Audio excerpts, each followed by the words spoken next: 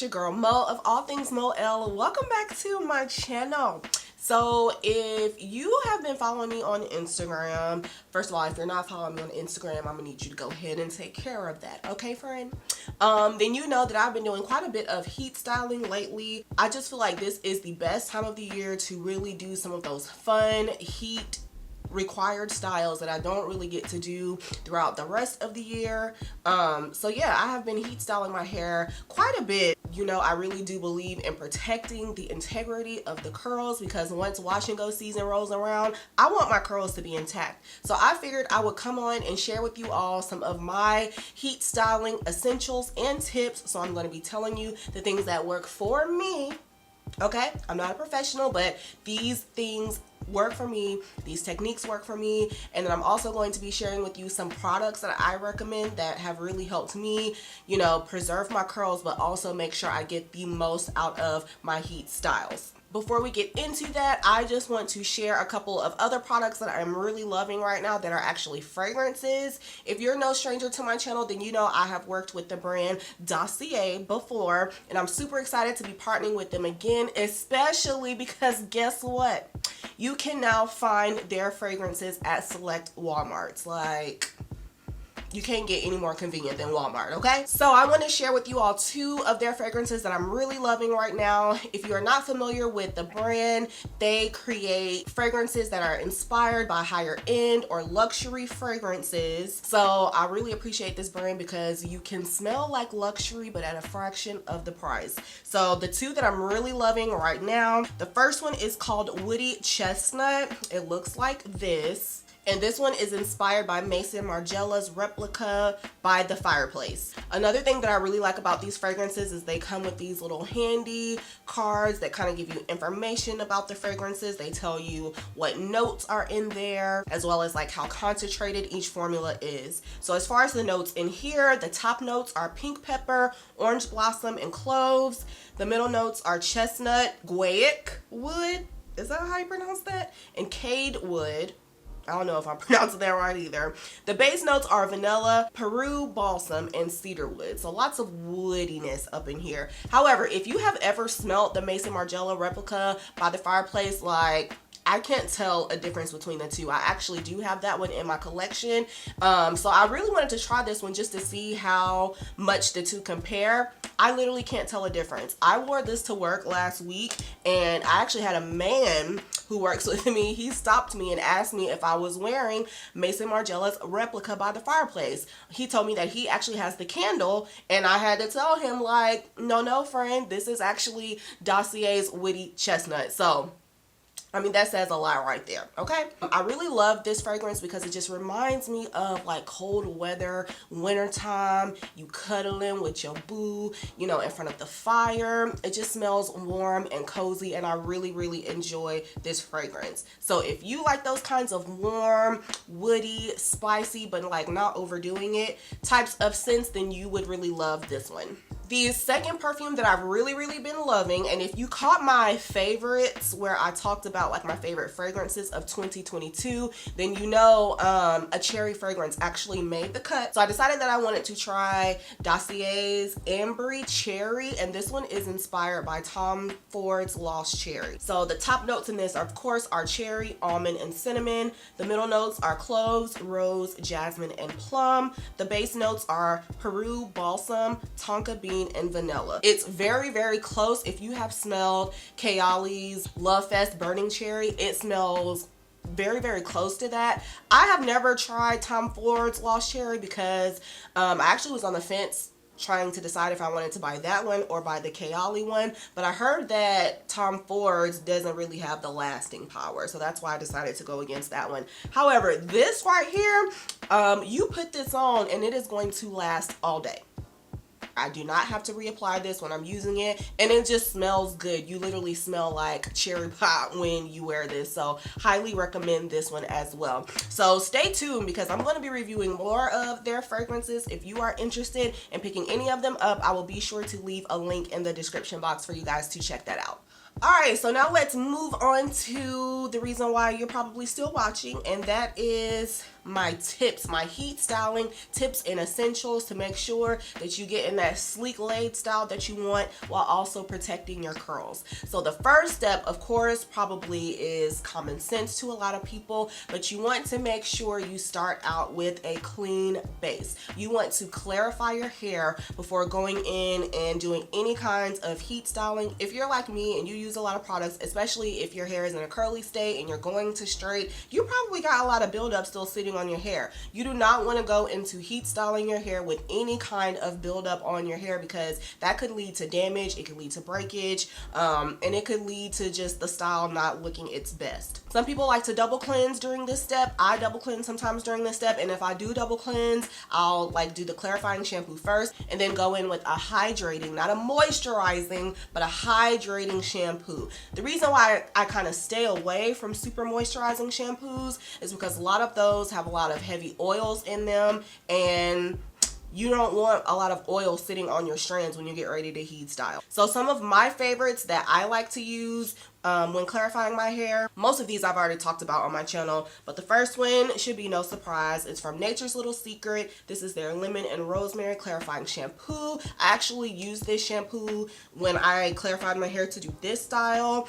It just does a really good job of getting that product buildup off, and it doesn't leave that annoying film on your hair that some other shampoos can. Another one that I've talked about on my channel, this is going to always be a forever fave. This is the Melanin African Black Soap Reviving Shampoo. While this does have some oils and butters in here, I don't feel like those oils and butters sit on my hair after rinsing it out. I feel like my hair is nice and clarified and ready to go for deep conditioning, so I really enjoy this shampoo for clarifying.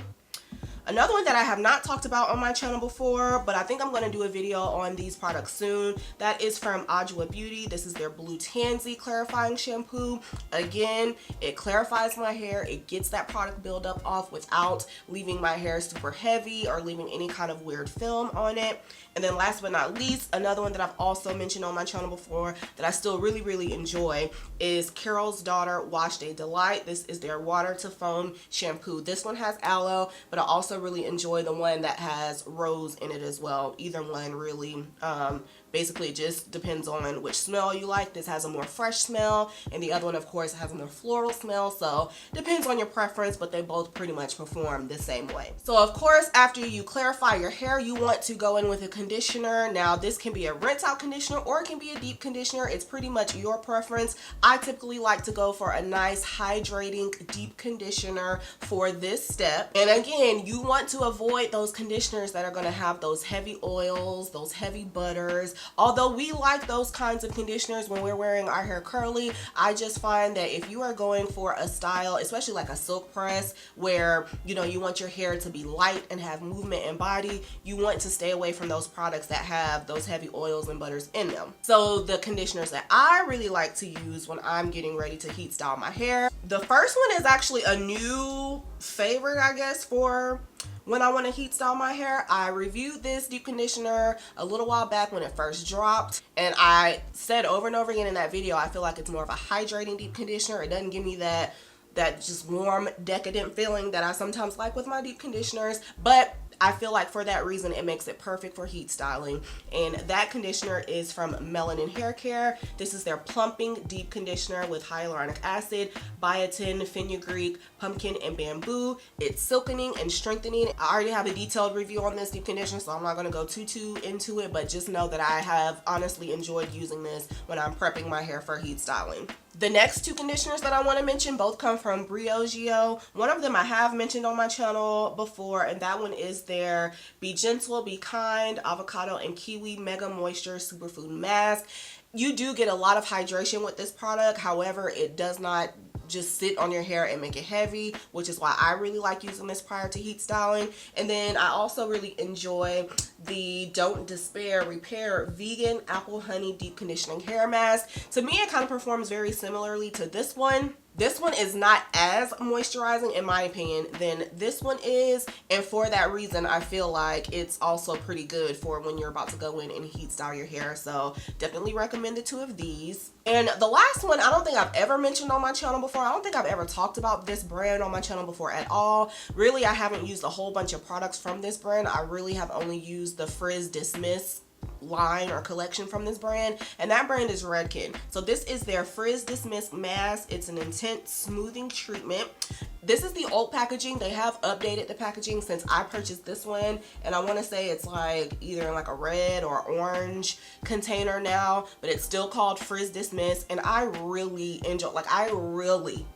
enjoy this mask. I feel like I haven't really heard that many people talk about it, especially in the natural hair community, but I love using this when I know I'm going to do a silk press, because it does what it says as far as dismissing the frizz. I feel like I can always tell a difference when I use this in my silk presses. I just feel like my hair doesn't puff up as much or as quickly as it typically would. Now, I don't know if there's been any reformulation or anything because I haven't done my research since they changed the packaging. I don't know if they also changed any ingredients or any of the, you know, formulations or whatever, but this one right here in the original packaging, it's a win. Okay, sadly I'm on my very last container of this, so I think I will look into the updated one once I'm out of this, if they haven't like done something crazy with the ingredients. But yes, I really enjoy this. I really love the texture and the consistency of this. I love the smell of this. It's really like a salon quality product, so I really enjoy using this. It has a good amount of slip, but it's not super heavy and moisturizing, again, to where it's going to just sit on your hair. So this one's a winner for sure. Definitely recommend that one. The last deep conditioner that I want to mention comes from Living Proof, from their No Frizz collection. This is the Intense Moisture Mask. Even though it's a mask, you're only supposed to leave this on for 5 minutes, and it performs very similarly to the Redken one that I just mentioned. I almost want to say you can use these interchangeably. I do, and I get the same results. Again, since it has that anti-frizz whatever in it, technology, ingredients, or whatever, I really do feel like it does a great job of taming my hair and adding to the longevity of the style, whether it's a press or whatever it is that I've done using heat. I feel like my hair lasts longer when I use a product like this or a product like the Redken. Alright, so after the conditioning stage, then you want to go in with some sort of leave-in conditioner or a leave-in treatment. Now, this is super important because a lot of leave-in conditioners that a lot of us love are super moisturizing. That's why we use a leave-in conditioner. However, any leave-in conditioner that you might use with your curls or when you're wearing like a wash and go or something like that, you don't want to use those kinds of leave-in conditioners for if you're about to heat style, especially if you're going to do a silk press. And it's for the same reason that I've been saying. Those tend to weigh your hair down. We want hydrating treatments or lightweight leave-ins for this step. Alright, so this leave-in conditioner is one that I have mentioned a few times on my channel, and this thing just, it works so well that I don't think that I'm ever going to stop using this as long as I keep heat styling. And that one comes from Shea Moisture. This is their sugarcane extract and meadow foam seed silicone free miracle styler leave-in treatment. Such a long name, oh my gosh. But I really love this because it gives me that hydration. I feel like my strands are being nourished, but it is so lightweight. It has amazing slip. It does not just sit on the strands. It does a great job penetrating without leaving my hair heavy. So I typically apply this when I'm still in the shower, while my hair is still wet and while I still have the steam going on, because then it absorbs even better into the strands, especially if for some reason during the conditioning stage my hair gets back retangled. This has amazing slip to get those tangles out before going in and blow drying. So love this. The other product that I want to mention in this leave-in category is not really marketed as a leave-in conditioner. It's more of like a lotion that's also a protectant, and that comes from Chi. This is their Total Protect Defense Lotion. It shields hair and it adds moisture.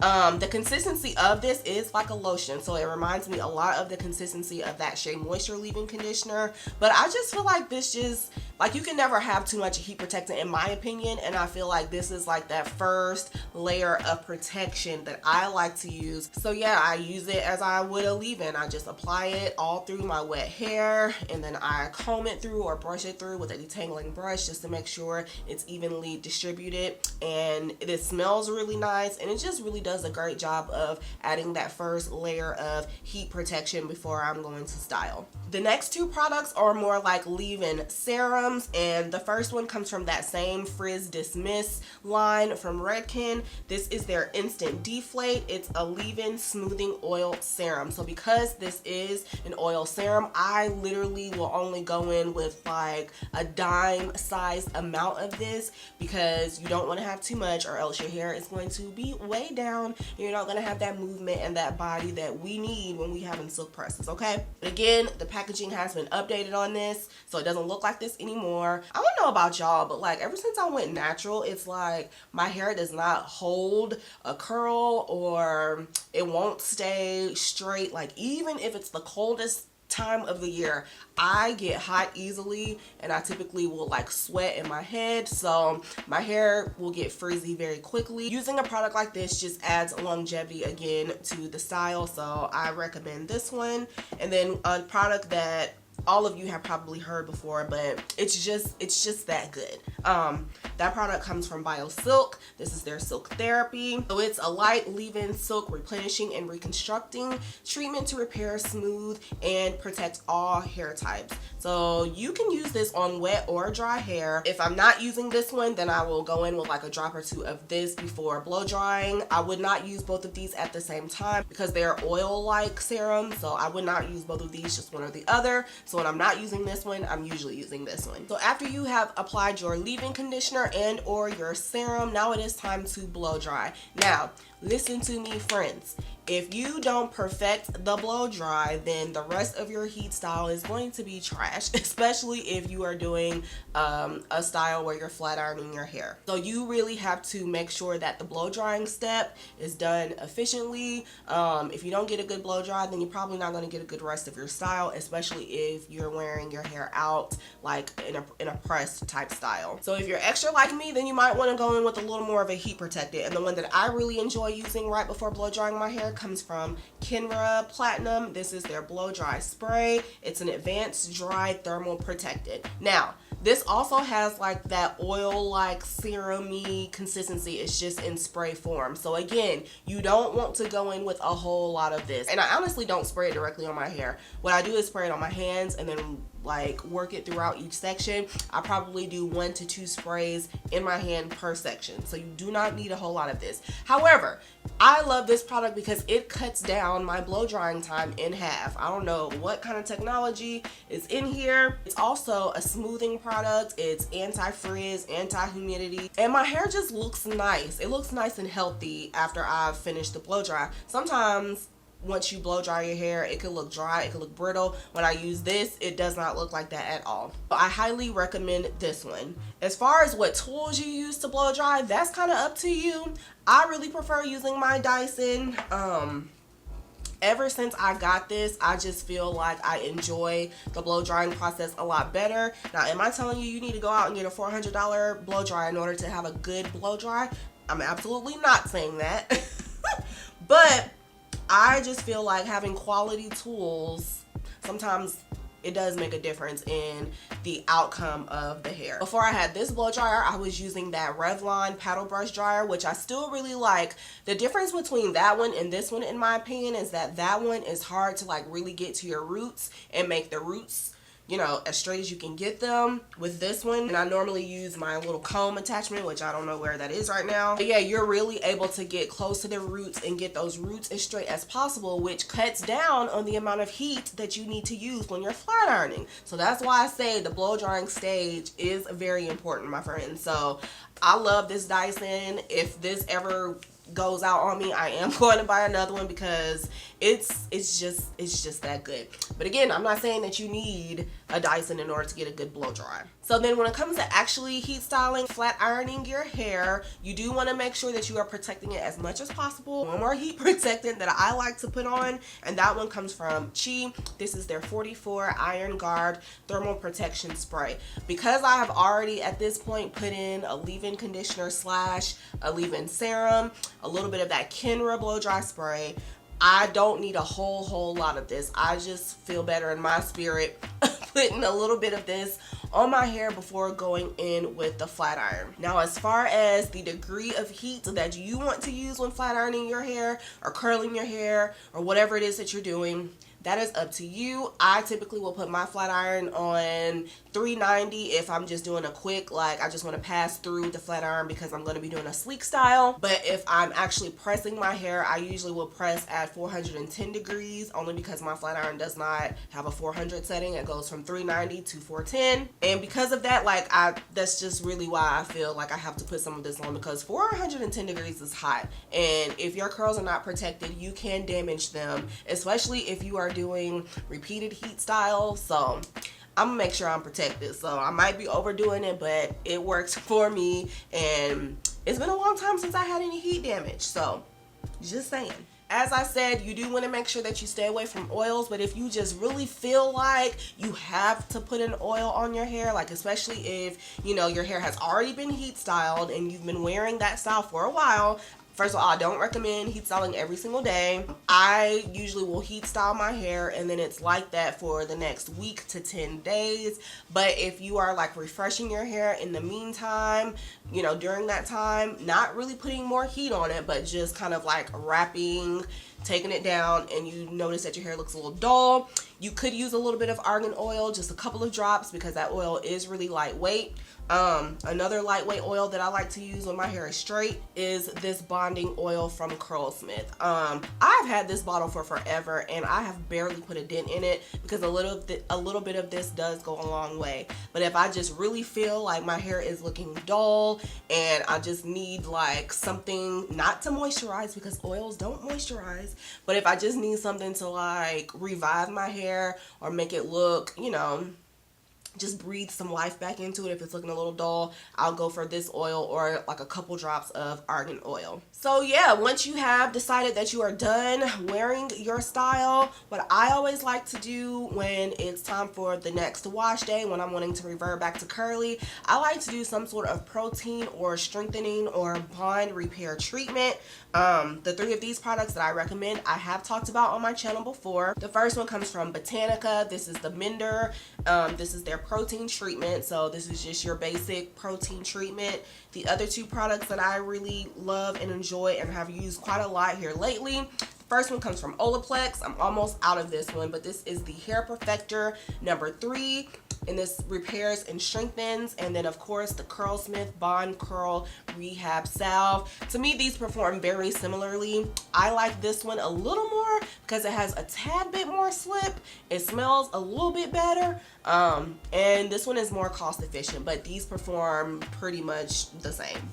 So yeah, those are my tips and my tricks and my essentials for heat styling your hair but protecting those curls at the same time. If there were some products that I did not mention that you recommend when you are heat styling your hair, drop them in the comment section so, you know, we can all help each other out. If you did find this video informative and you enjoyed it, please give a girl a thumbs up, because those really do help my channel out a lot. And I will see you all in my next one. Bye!